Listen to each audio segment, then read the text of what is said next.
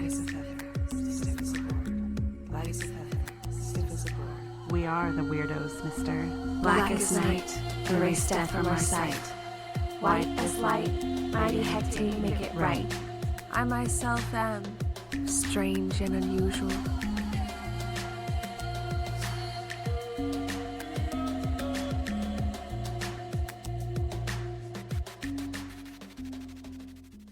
Cast a circle, spark some incense, and grab a cup of tea, because it's time for the Coven Podcast.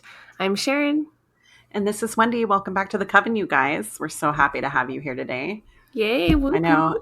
Yes. I know as we're recording this, it's Mother's Day, but this won't air until I think the 20th. But happy belated Mother's Day. Yeah. Happy belated Mother's Day. Yes, to all those mothers. I feel like the mother archetype is so important in life and art and storytelling and witchcraft. Like, women are awesome and moms are awesome. Yes. And for those fathers who are being the mother of their children, congratulations to you too, because it's your day in a way too. Definitely. Happy Mother's Day to anyone with or without a vagina. Yes. Yes. Enjoy. And happy Mother's Day to you, Wendy. Thank you. You're sort of a mom too, you have, four-legged animals. I feel like that's almost insulting to human babies to be like, I'm a mom. Like, it's like, they didn't come out of me. I didn't, have them in my belly growing, but thank you. Yeah. I feel like anybody can be a mom, because there are those who adopt and they don't physically have children either, but they do have children. Yeah, of course. I can't say I deny. That's exactly right. There's a perspective on you. But so I honestly was thinking today, like, oh man, I should talk about mothers and some famous mother in witchcraft or in folklore, but like I really didn't come across any in my 5 minutes I gave it. I didn't right. think about this ahead of time, but I did Google moms and witchcraft, and the first thing that caught my eye was this forum question on why does my mom try to control me with witchcraft. And I just thought that was so messed up if that's true. That is. Oh my gosh. Yeah, I wonder what that would be. Is she trying to keep you from dating or lying, or is it just all good stuff to okay, I hope they have a good day in school, they don't break any rules, or is it really bad? Right. Don't wear this, don't do this. Yeah. I can't see a witch mom doing that, but no, they don't get into it any more details in the little forum. One person actually gave them some advice to go to their nearest slaughterhouse and put a chicken head under their mom's bed, and to get a brick and break that up and put the red brick dust at their doorways. And I was like, that kind of sounds like some legit witchcraft stuff, but I definitely wouldn't recommend putting that under your mom's bed. I think that's going to really piss her off. Right. No. I can't say that I've ever tried to control my kids with witchcraft, just protect them. Mm-hmm. Yeah. Right? And is that control? I would think not. I would think not. I'm just protecting them from danger. I don't want them to get kidnapped at any point during their day or, murdered or anything. So just the standard basics. Yeah. Yeah. Okay, that sounds pretty good. Sounds legit. Most part, though, I try to teach them to protect themselves. So I feel like now they know how to, what jewelry to wear, what charms to wear, what stones, that kind of thing. So at least I'm giving them knowledge. How fun. I feel like that would just be so fun to pick that up from people in your family. And now I am in a different way, but it took me, a lot of years to get there. Oh, yeah. So that's really fun.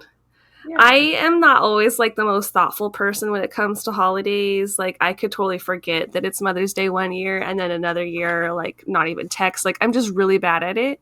But last year I was proud of myself because I remembered to at least send my mom a card. And then this year I looked back on it and I was like, what an idiot. I chose the most morbid photo to put on the card.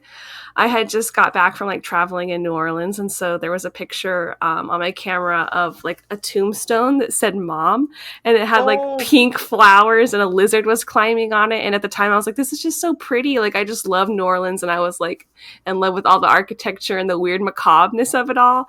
And I sent that to my mom, and now I'm like, why would I send my mom a photo of a tombstone?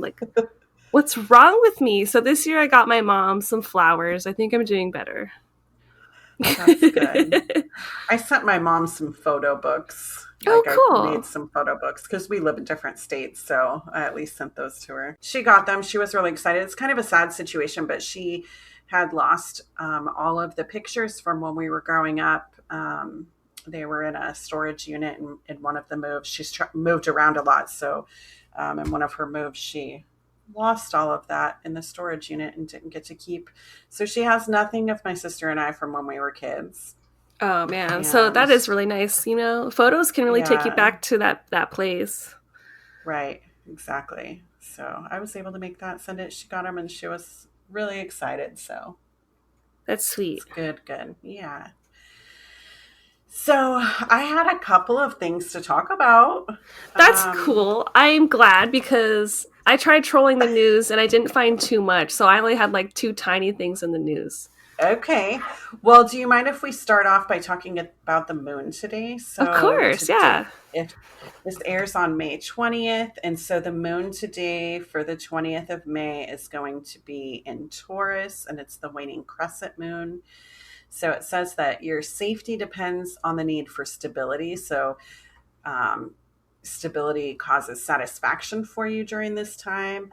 And you have to learn to kind of accept the changes as part of your life instead of being a problem, and treat yourself with respect during this time. Ensure that you do not mistakenly seek harbor in material things. And when you accept for yourself for who you are, it becomes easier to find peace and tranquility in the world around you, which is kind of what we need, especially if we're still in lockdown when this is going down, which I think we will be here in Oregon, at least in our town. Mm-hmm. So, yeah, we can take stock in the moon in Taurus. So that's kind of what I had for that.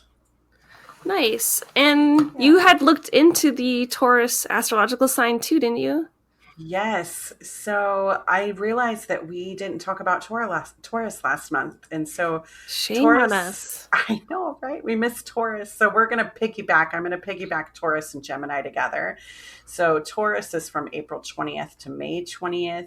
Their strengths are they're reliable, they're patient, they're practical, they're devoted and responsible, and they're stable people. But their weaknesses are they're very stubborn. They can be possessive, uncompromising. They're the type of people who like gardening and cooking and music and working with their hands. And they don't really like sudden changes or complications. They're a little bit insecure, but they're also very practical and well-grounded. They like to see kind of like if they're working really hard, they like to see what comes out of that hard work. I want to see some celebrities that are Taurus because Taurus, they sound like kind of like salt to the earth people, like really relatable. Okay, so Channing Tatum, David Beckham, Tina Fey, Penelope Cruz, Michelle Pfeiffer. So, I was just going to say the next thing I saw was that they are very beautiful people. So this makes sense. Yeah. They're very beautiful. They're very creative, and they have a lot of gratitude in their heart. And all those people that you just mentioned, to me from the outside looking in, appears that those people are that way. Beautiful, creative. Mm-hmm. That's cool. I don't know if I really know any Tauruses or have had any close relationship with Tauruses. I haven't. Yeah. So yeah, I don't have a lot of knowledge firsthand on like hanging out with this sign, on what like their triggers are, or like what is so fun about them. But it's good to know a little bit more. Yeah. Very nice. So what was the other thing? Oh yeah, I was going to talk about Gemini. Gemini is May 21st through June 20th. They're kind of those twins. So I like to think of Gemini as the polar opposites, that they are kind of dual personalities sometimes. I know quite a few Geminis, so I see that in some people. But their strengths are they're very affectionate, they're adaptable, they can learn very quickly. They're very gentle, very curious. Their weaknesses are they're nervous, a little bit indecisive. They like music, books, magazines, short trips around town. They don't like being alone or being confined. So I imagine that for a Gemini, being in the coronavirus lockdown is a little hard for you. They're very expressive and quick-witted. As I said, they can have those dual personalities. So in my experience with the Gemini, they could be super sweet, but also a little bit vicious sometimes. But not always. I shouldn't take that to the negative connotation, but it's just my personal experience. Gotcha. Yeah. They're also very thoughtful people in my experience as well. So like they can be the most giving, most loving person you've ever met in your life. So did you want to look up maybe some famous Geminis for me? Yeah, so actually one of our favorite baes, Marilyn Monroe, is a Gemini. Yes, which that explains a lot in my mind. Yeah, she does have like that dueling personality that just seems to like pull her in opposing directions, and quick-witted, but like vulnerable. Another one is Chris Pratt. So I can see how he has a lot of fun being more outgoing, like you were saying. Natalie Portman, Naomi Campbell, Iggy Azalea, and Colin Farrell. Whoop whoop, hottie. Okay, nice. I can see all of that. Very cool. So shout out to the Gemini listeners. Yes. I also decided to kind of check on the numerology for the day. So it's kind of a new thing I've been trying out to test my numerology skills so that maybe I can eventually get us to do an episode on it. So for today, May 20th, the number is 11, which you can combine to 2. So to get the number, you just take the month, which May equals 5, the day, which is 20, that equals the number 2. And 2020 equals 4. So you add all those numbers together, they equal 11, which equals the number 2. And today, on the 20th, we're ruled by the moon. And it's kind of like a higher vibrational day. Things that you may feel in your life are peace, maybe a little sensitivity. If you take it to the negative, you could feel a little too dependent, maybe a little passive aggressive during this time, but you should use gemstones like moonstone, pearls, or jade. That's fun. Yes. So you're just looking up numerology, that number, and then seeing kind of what people are writing about that day and those numbers? Yeah. Okay, cool. Yeah. I wonder how this begins and where did they get all of their formulas? Like, how is this all ancient stuff, or are people like still keeping up with it? It's ancient. Yeah, I believe that it's ancient. I think that from what I do know of numerology, that a lot of it has to do with your intuition. So for me, when I think of the number 2 personally, I think of it as a lower vibrational number. That's what my intuition tells me. Like maybe it's not as high as a 9 would be. But if we're thinking of 11 instead of a 2, then I might think that 11 is a higher vibrational day than, say, a 2 would be. Wow, I feel like you just took me to a metaphysical math class. And like, this is how we would be like, I feel like 10s are higher than 1s. And like, this is how we solve all of our problems, our math problems. Right. I was never good with numbers, but I do enjoy numerology. It can be fun to look into, but it is a little daunting. Like once charts start coming out, I get a little like sweaty, like, ooh, star charts and moon charts and sun charts. But like, yes. Yeah, I do like it all, but there's a lot that it's so formulaic. I get kind of nervous by. I think it's like that school type vibes that I'm kind of like, ooh, this is going to be hard work. But tarot used to be like really overwhelming to me, and I just had to take it small bites at a time. Right. And that's kind of how I feel about numerology. I've gone down some numerological rabbit holes in my life, and so I think that's why I'm trying to get a little bit grounded in it, because I was like, I went through, this is going to sound super, super psychotic, but when you're in a rabbit hole, you I really immerse myself into it. I don't know if anybody else out there does, but if I'm researching stuff, I try to put all my senses into it. So one day I sat down and I was like, oh, I want to look at these metaphysical practitioners and see what their numbers of birth would be and who they would be and what their numbers are. And am I related to those numbers? So I was like going through I have this stupid, oh my gosh, this is so embarrassing. I can't even talk about it. But I have this stupid spreadsheet of all the numbers of my family members who live in my household and these metaphysical practitioners, and trying to see correlations between who these people are and what number of day they were born on and that kind of thing. Mm-hmm.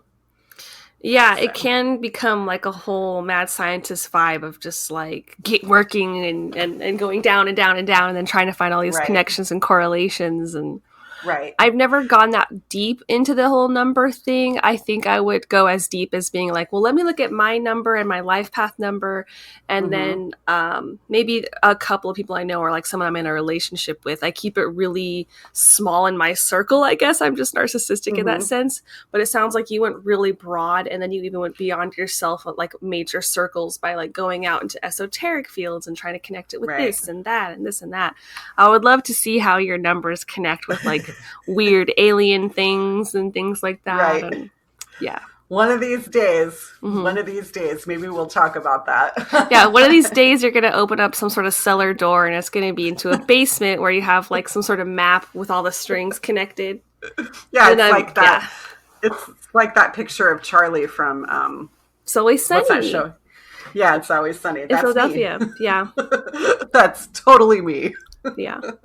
There's something you probably haven't told me yet that's in that basement. Oh, yeah. Lots. Man, speaking of crazy, I was trying to look up fun news and paranormal news, but like all I found were just like the world just weird because of Corona. So I saw that in Singapore, they have like robotic dogs, like, you know, those military ones that don't have heads. And they just have the legs and they kind of like jump around like deer. They have like a robot dog like that just patrolling a park. And he is running around and just trying to get information on how many people are out and about in the park. Are they social distancing? And so like I was just looking at him running around and jaunting around, I should say, because he's not going full speed. But like people are getting out of his way and like freaked out by him. And he's just disrupting people trying to enjoy the park. And it doesn't look like fun at all for anyone. I would be kind of afraid if I saw that dog robot. Like, what is he going to do? Is he going to run at us if we're too close? Right. So I don't like dog robots or robots in general too much. They kind of freak me out. I remember you saying that every time I see a robot now, I'm like, oh, Sharon wouldn't like this. No, they really freak me out. And then another weird thing that people are just reporting in England is that there has been several sightings of men walking around, and teenagers, I should say, as plague doctors, like the big beaked helmet ones.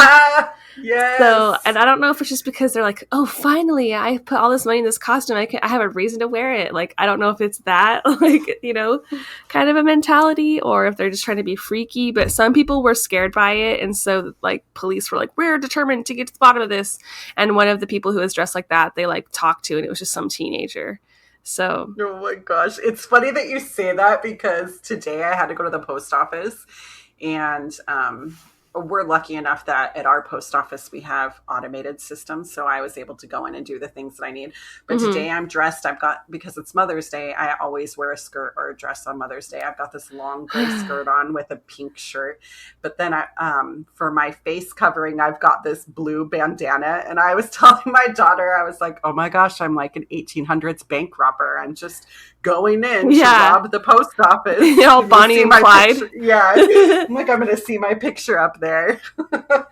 It is weird that like we're just able to go places and have our face covered. It's kind of freeing and weird. There's some places where I'll go in and I'm like the only one, and I'm like, everyone thinks I'm overdoing it. And then there's other environments where like we're all doing it. It's just weird.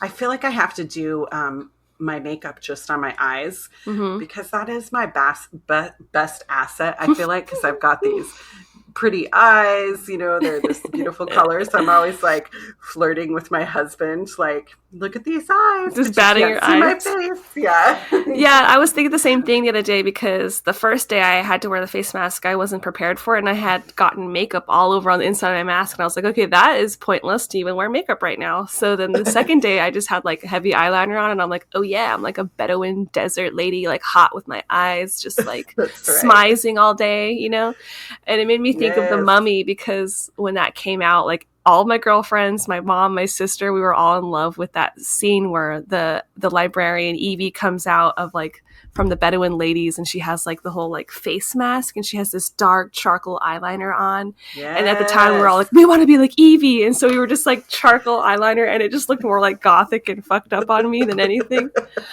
But yeah, I thought the same thing this week. Like, it's all about the eyes right now, people. It's all about the eyes. Yes.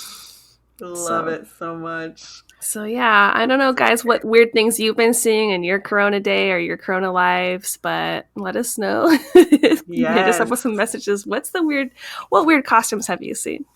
Yeah, interesting. I'm trying to think if I've seen anything really weird out there, but not really. I haven't seen anything in person like that. Mm-mm. No. I haven't really left my house much, so I feel like I haven't seen much of anything. I know. I went to the grocery store for like the first time in a long time. Like, you went inside? I went inside and I bought flowers for Mother's Day. So that's right. That was my dedication. I was like, I'm even going to go to a store for you. This is effort. Okay. All right. You just got to set the bar really low for everyone in your lives. And then the littlest things are like, whoa, she did something. Yeah. Also, our world is falling apart. Have you heard about these murder hornets? Yeah, I have. Yeah. Yeah. They're creepy looking, right? Yeah, I think they're like 5 times the size of a regular bee. They'd be like 2 inches long. And one reporter was saying, like, if you get stung by them, it feels like you're getting pierced by like some sort of iron thing. And it just sounds so painful. And it reminds me of all my nightmares as a kid, as being messed with by bees and Jumanji and like. They're up in Washington, which concerns me. Yes. Yeah. I actually listened to a news report yesterday on this. There was a beekeeper, a local beekeeper up there in Washington, and he said that he was concerned because he came out to check on his bees and found that they had all been murdered, that their heads had been ripped off. And that's what the murder hornet does, is it rips the little bees' heads off. They don't hurt humans as much as they do the environment for the bees by killing them. And decapitating and I think eating maybe the insides. Yep. They snuck out their insides. And I was like, that is horrifying. And they come from Asia. And so I was just like, of course I was correlating. I was like, oh, of course. Of course. I have to correlate the virus with these murder hornets because that's how they make it. I feel really bad for Asia right now. Everyone's like blaming them for everything. Yeah. This beautiful country. And here we are. Yeah. Yeah. Our country of wonderful imports and culture and cuisine and people. Yes, exactly. And everyone's just like conspiracying against them. Right. But hopefully they're not sending murder hornets. I can't even talk. Murder hornets. I just think it's migration. I just feel like that's what's happening, is that, of course, they haven't been here yet because it kind of takes a while for things to migrate across the world. This is a big world. We don't take that into account sometimes as regular people. So... I don't know how serious it is, like if it should be like, oh, it's only in Washington they'll die out, or if it's like, no, they're gonna kill all the bees, because I thought the bees were having a hard time as it was. They are. Yeah. They're endangered, and if we don't have bees, I know that messes with like the ecological system quite a bit. Pollination is a very important process. And this is survival of the fittest, like at its core. I mean, honestly. Yeah, we're podcasting during the apocalypse, basically. Yes.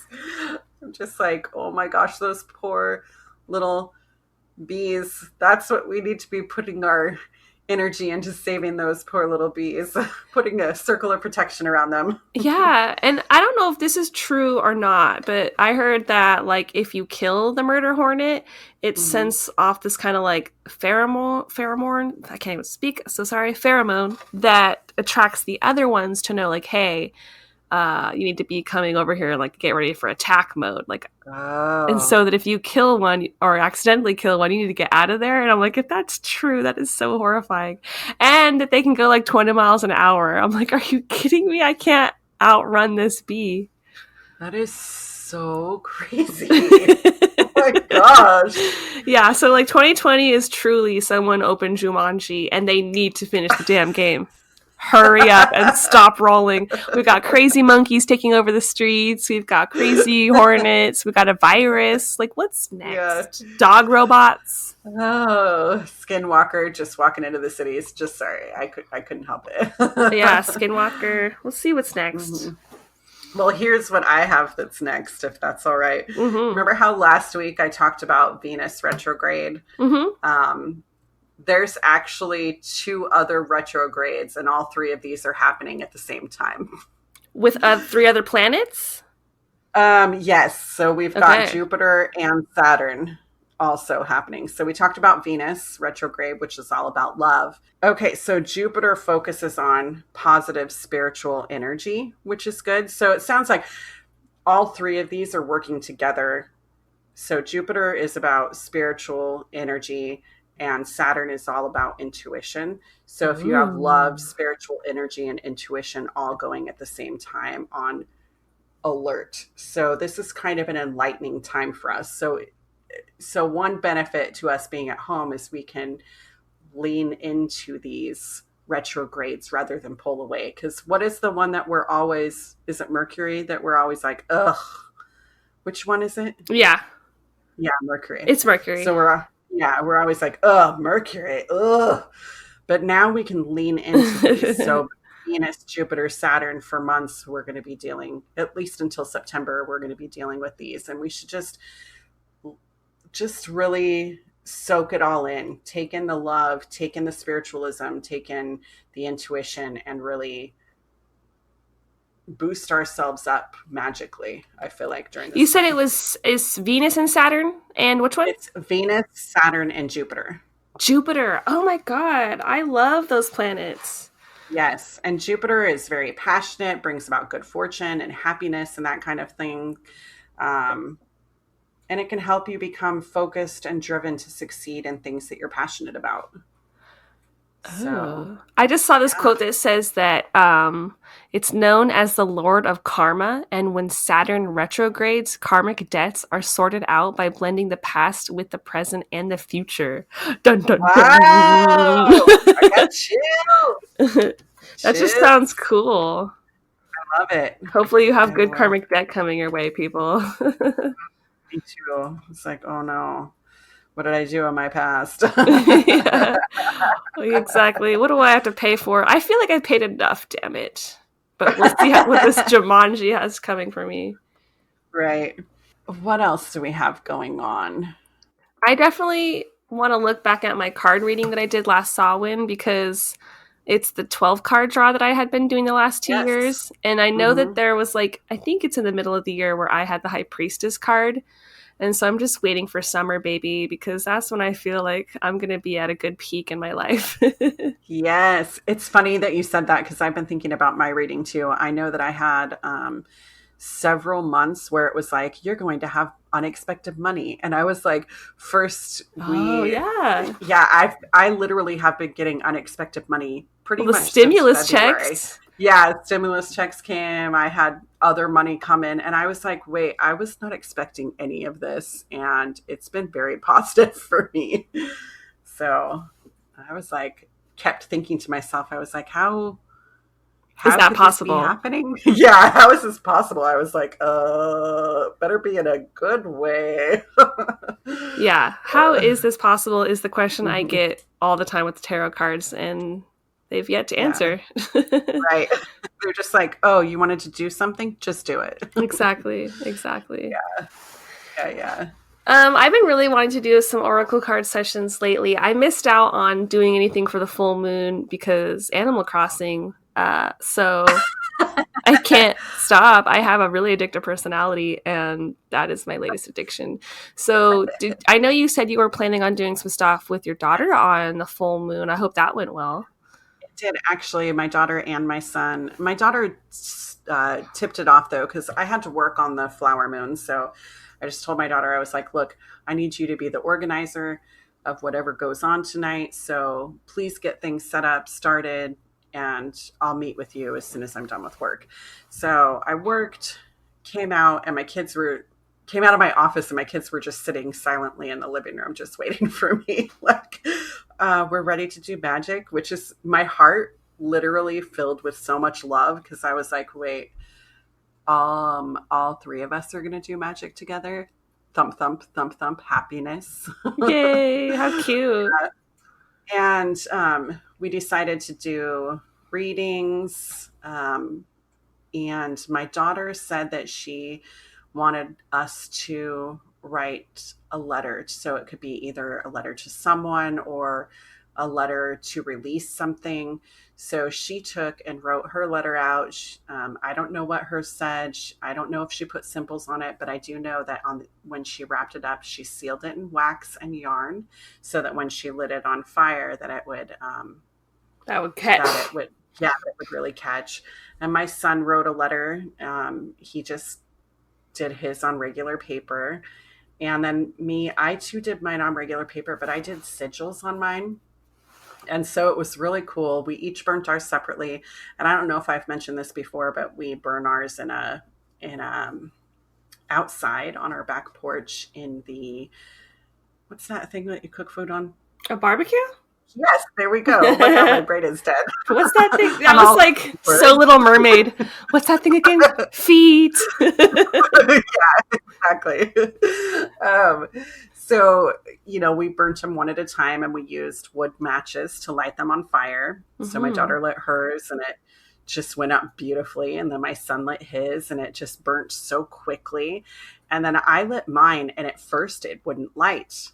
And I was like, okay. I was like, had to be real diligent. It took me 4 matches, but by the 4th one, it lit, and it burned super slowly and with a purple color, which I'd never seen before. I think it must have been the ink that I used. And as it was burning, it burnt into a flower almost. Oh yeah, I totally know what you mean. Yeah, and then it in fact, my kids were like totally amazed. They're like, mm-hmm. Oh my God, that's a flower unfolding. I've seen that. Yeah. And then with the fire, it went around the sigils. It lit up the sigils as it was lighting. And I was just like, I've never seen this before. I should have been recording this. It was so amazing. It was just great.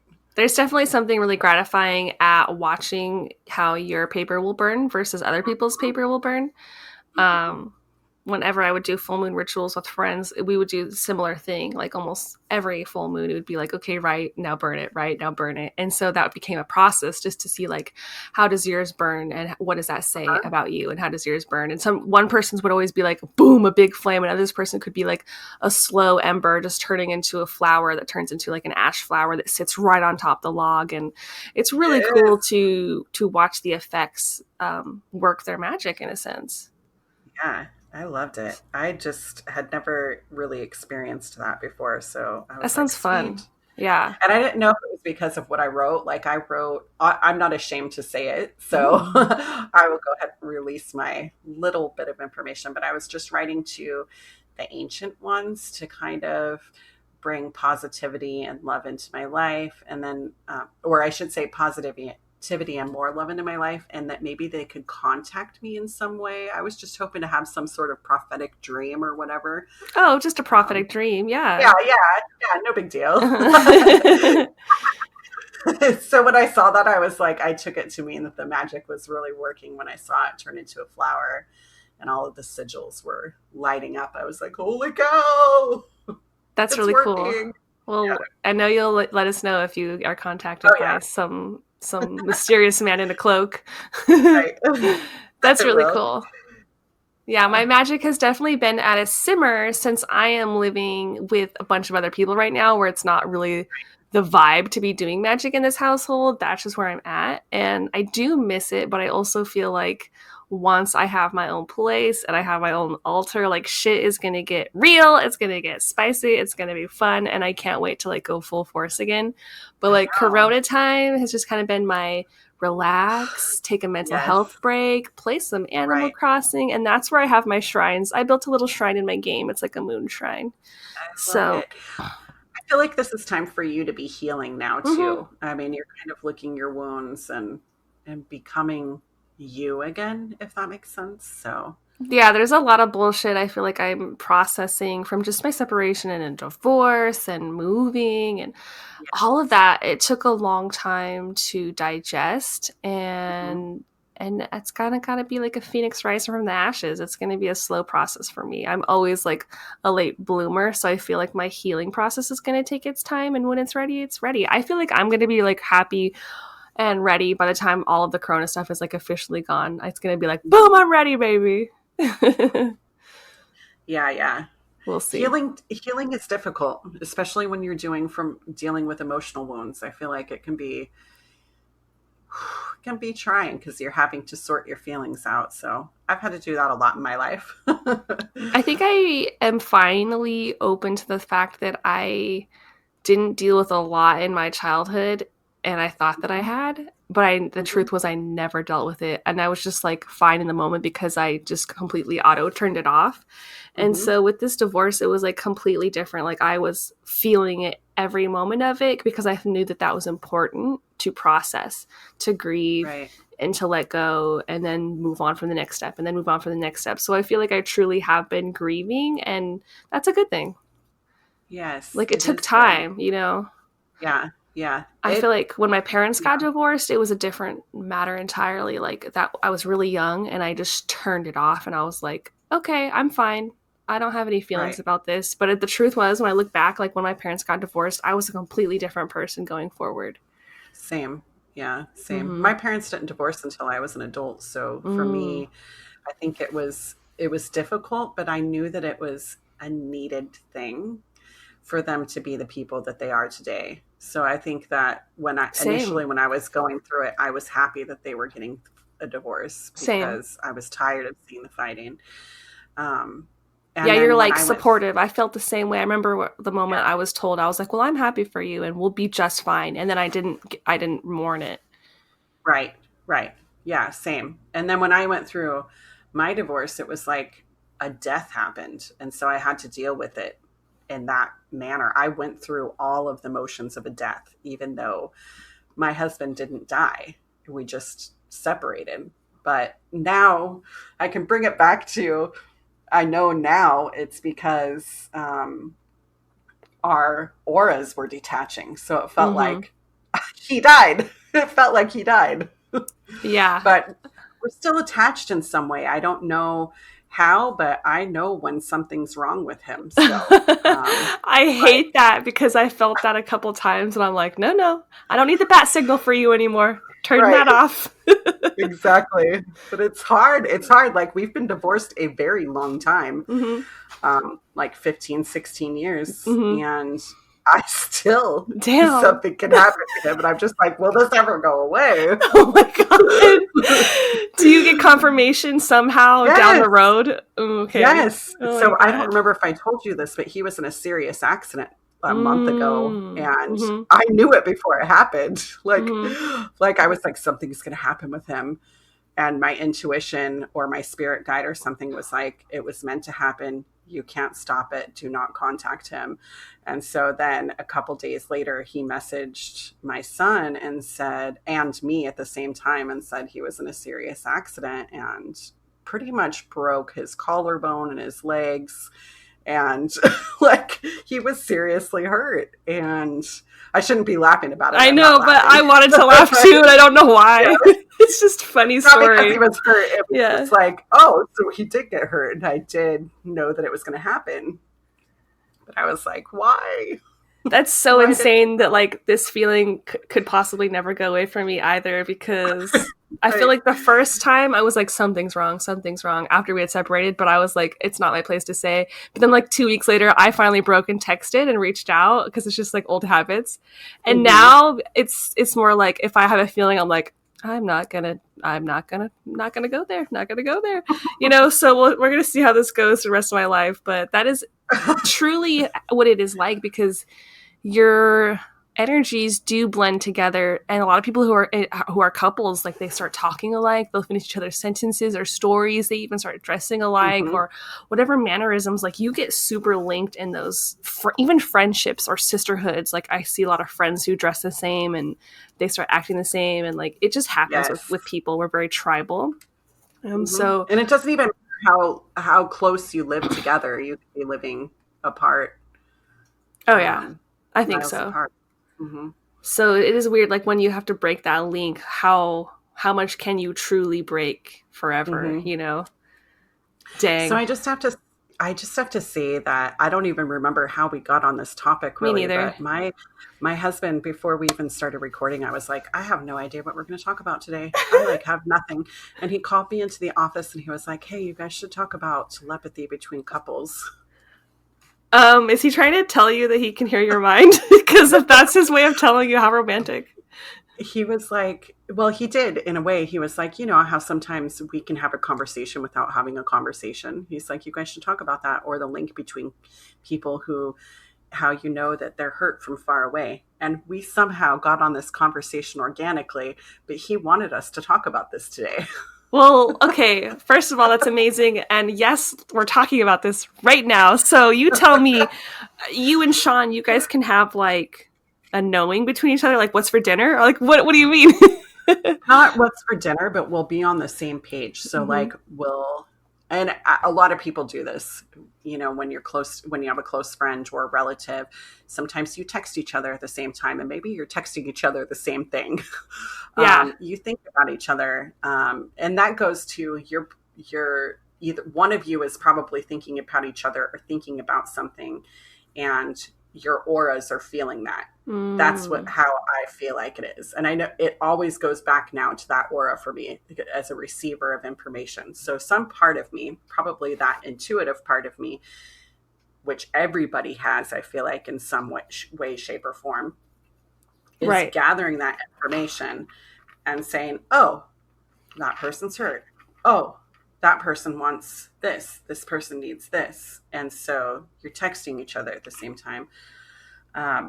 Or I think that motherly connection, like that's the most common one, I think, for the mundane world to actually say, yeah, for sure. Like moms know when something's up with their daughters and they'll just call them in the middle of the blue. So like that's a big one. And I never felt really anything like that, I guess, except for in partnered relationships, like you're with that person for so long.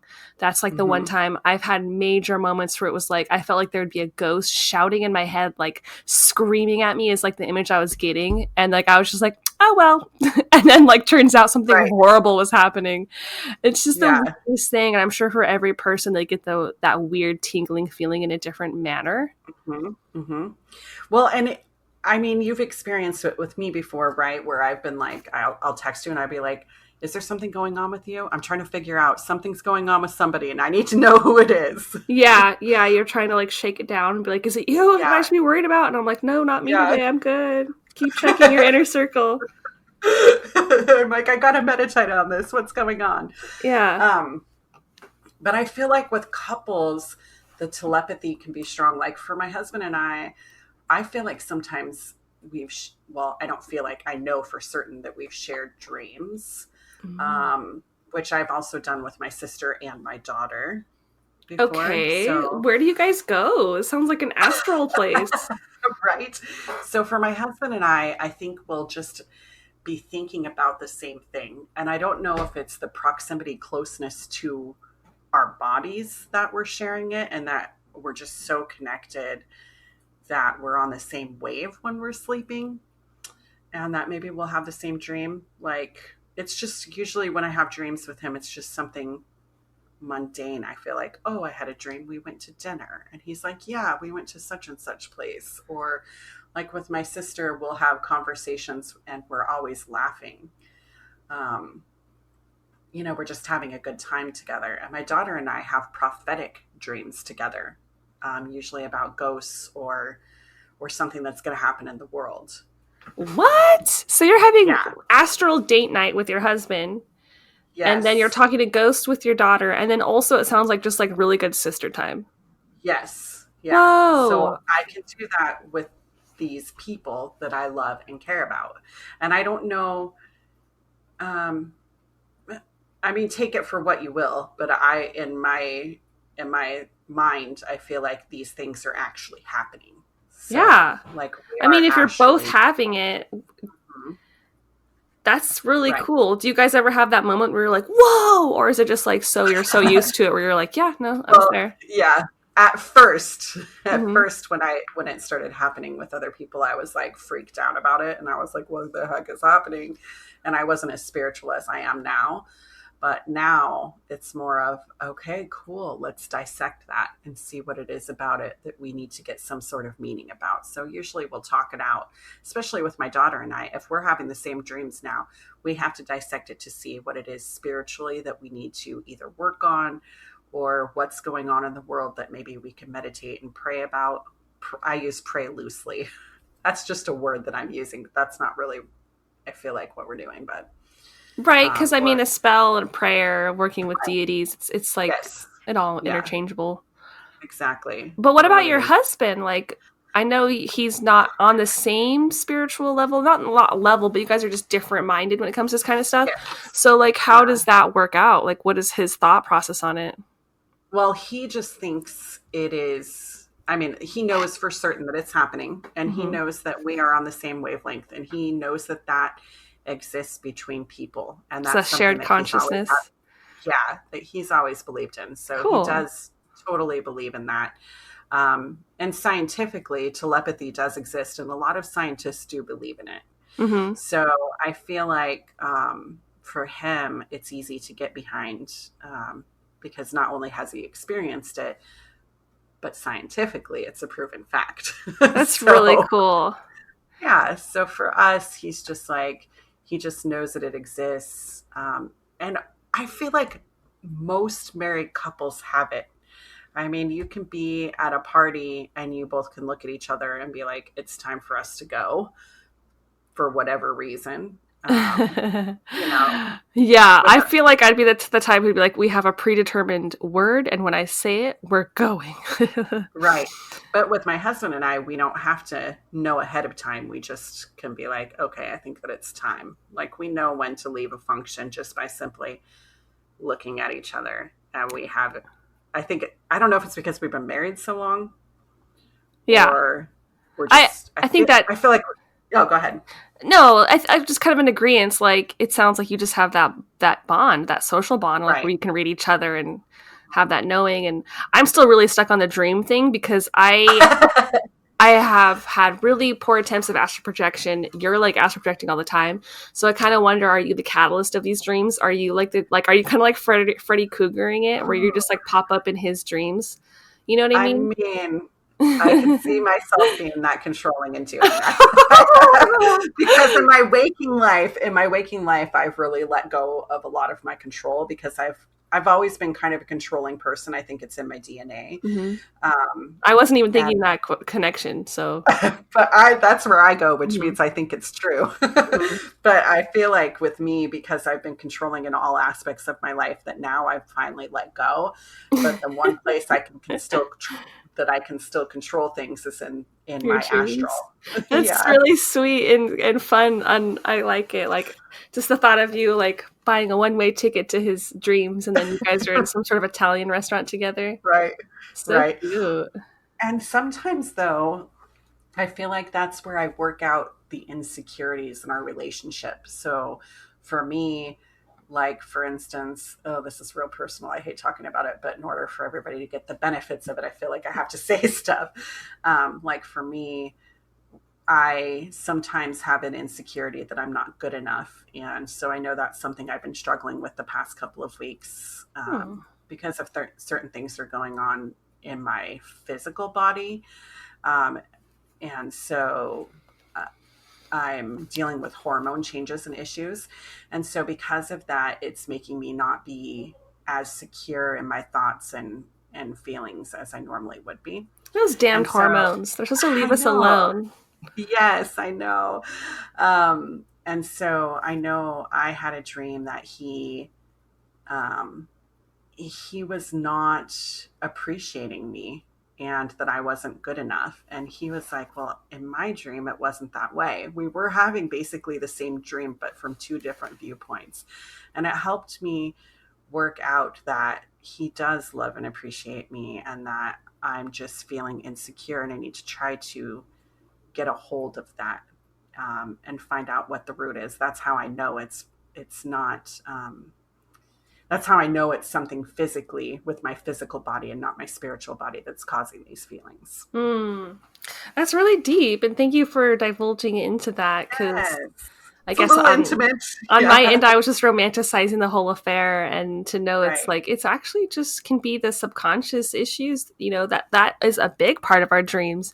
And so it would make sense that that is something that you guys are connecting on, is some weird shadow self subconscious thing. And like, what a cool way to work on that and go through that.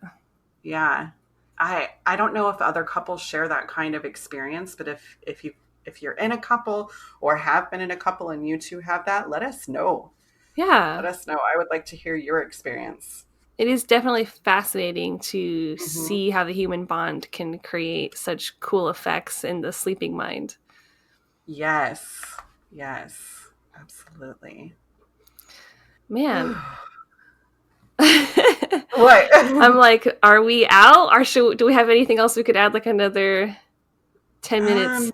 Yeah, I know one other thing that I thought we kind of wanted to talk about was maybe some art magic. Okay, let's start. Okay. So what do you think of when you think of art magic? Oh, well, I think I immediately think of like drawing or painting, I think is where my mind goes to when it comes to art. That's like one of my funnest ways I feel like to express myself, is just like grabbing some paper and doing like some sort of charcoal painting, or the pastel stuff I used to always work with a lot, like those weird little pastel like crayons that you kind of like smudge. Yes. And I feel like if you're doing some art magic, it's all about like maybe even working with a muse could be step one, where you're a writer or a witch or whatever, and you just want to like be inspired by some sort of like cosmic energy. I think that an art witch could really work with muses, and then they could find a specific god or goddess that comes to them, or energy or elemental or whatever, and then like continue to work with that like every time you do magic and like build upon that. I think art magic is just so huge of a topic. Like every artist has their own take on it, their own medium when it comes to art, and their own medium when it comes to like magic. It's just like two of my favorite things combining. I see a lot of good use for symbols and like doing symbols into your paintings and things like that. One dream project I have when I finally get a place is like, I want to make like a mosaic tile kind of thing for the backdrop of like an altar, where I could crush up some plates or some tiles and then like make some sort of like goddess mosaic tile thing. I just think there's so many ways that you could make art, and I love art. I love people who turn their gardens into artwork and like make large pieces out of like found glass bottles and things like that. So much comes to mind. I love art magic. I know you've been really doing art magic recently, haven't you? Yes. I've been taking and doing the symbols in the background. But then when the final picture is done, you can't actually see it. But I have been doing the magical symbols and putting intention into it. So it's allowing me to kind of meditate while I'm doing it as a cathartic process. And so I'm usually doing meditation and the painting all at once. I don't know if that makes sense, but I'm just really focused and without interruptions, getting into it and taking time by myself, or maybe even with my children, since we're all kind of stuck together. And it's been pretty amazing. I've been able to come up with a few paintings that I didn't actually think was possible, that it was just somewhere stuck in my head. So, and I'm an abstract artist, so I don't know what type of art that you love doing. I've seen some of your stuff. It's very beautiful. You have a great talent inside you. So thank you. I feel like it's been a long time since I've dove deep into it. Like the last time I was doing any kind of work where I was trying to kind of invoke. I didn't mean it at the time, but I felt like I got a muse in the great god Pan. Like he just came to me and told me to write like a story. And I already had this story in my mind, and then he kind of inserted himself, and like I have this whole weird fantasy story in my head that like every year I'm tweaking and adding to it, and I'm like, when am I ever actually going to make this? But like I feel like that's another form of like working with kind of a muse, and I need to do that again where I just like sit down, journal, and invite stuff to inspire me. And I love that kind of stuff. Just getting lost in creativity, I think, is my favorite place to be. That's why I love movies so much, and books. It's just like I love storytelling, I love imagination, I love escapism, and I think art, witchcraft is the perfect balance of the two best things. Right. It kind of, for me too, it kind of, when you mentioned writing, it goes hand in hand with that automatic writing. I know that I've written a lot of poems and a lot of spells from automatic writing. So, love that. That's, to me, that's another form of art. Art magic. Yeah, for sure. And it makes you wonder, like, what if some of the great artists, like, did they ever work with muses and things like that? Like, I'd love to know. But I've heard other witches talk about that, how they'll like light a candle and maybe do like a spontaneous dance is kind of like their offering and building that energy. And then feeling like a presence coming in, and next thing you know, you're working with something, and it can be really beautiful. Right. Yes. I love it so much. Yeah. There's just too many projects that I want to do, like making runes, and I want to get like one of those little things where you can like etch into wood. I don't know the proper term, where you like burn symbols into wood. There's just too many fun projects. Yeah, I wanted to make a wooden Ouija board that way. I think we talked about that, out of a cutting board, right? Yeah, out of a cutting board. Yeah.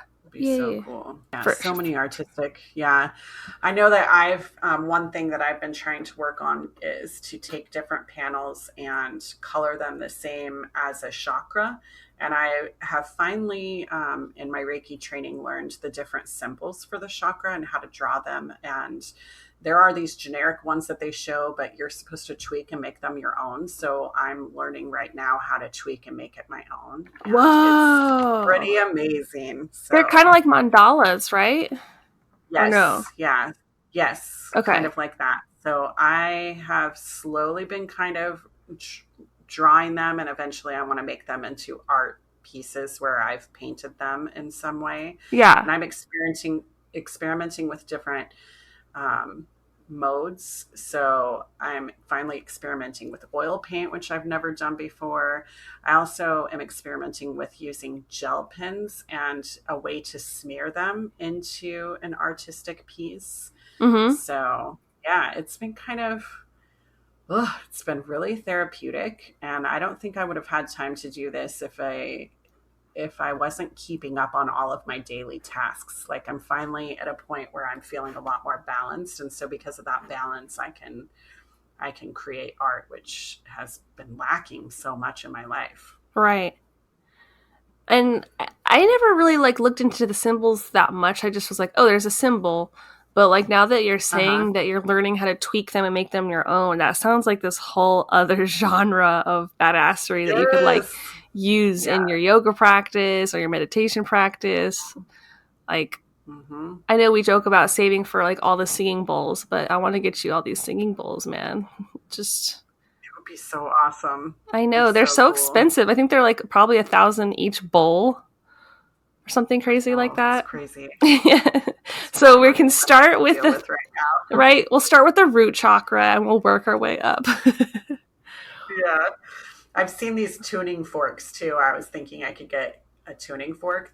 Those sets are a lot cheaper than a singing bowl, but you can get a tuning fork for each sound of the chakra. Oh, I always thought those were like for singing vocal things. I never thought that was also one like for chakras. Yeah. So just be a loud, you know how I have that bowl, I think we've used it on podcast, I can't remember. I have my own little chakra kind of bowl, and when you whack the side of it, like it resounds a sound. Yeah, like a gong. That's how these tuning forks would kind of sound, but with a little bit of reverberation at the end. Okay. So, yeah. And they're only like $80 or $120 for a whole set. Versus, the large investment of singing bowls. Yeah. But believe me, I would love to have every singing bowl and every corresponding little light to go inside. I love the ones that are like pink. Oh my God, they're just too cute. Yeah, I love it. Yeah. I envision this like amazing podcasting space for us someday where we can be taking videos and sharing it with everybody and like joining in one beautiful group where we can do spells together. Someday that's going to happen. That's right. Post-corona, we will be together. Yes. Covening it up. Yeah. And bringing in you guys with us. That would be awesome. Yeah. One day. Yeah. Well, should we wrap it up? I think so. I hope you guys are entertained by our randomness of today's episode, but we had fun. Yes, enjoyed it. Okay, guys, we have some really exciting news. We have decided to launch a Patreon, which for those of you who don't know what Patreon is, it's kind of this other place that you can go where we have bonus episodes, and it is a monthly charge, which it's really small fee for extra episodes. We're looking at, $5 a month? Yeah, for $5 a month, you can join us over kind of in our inner circle of the Coven, where we're going to have an after show for every episode that we record, because usually by the end of an episode, our energy is really high, we're hyper, we have so much fun stuff we want to talk about and forgot to talk about in the first half. So Come on and join us, because shit gets real, y'all. Yeah, we have some juicy information. So we just recorded our first episode of the after show. Yeah, and it shit got real. So I'm not gonna lie, shit got real. So there are some juicy secrets that you don't want to miss, and they're gonna be waiting for you on the other side, where we share a little more of our personal information and magic, and just a great way that you can support the Coven and support our endeavors in sharing our magical lives.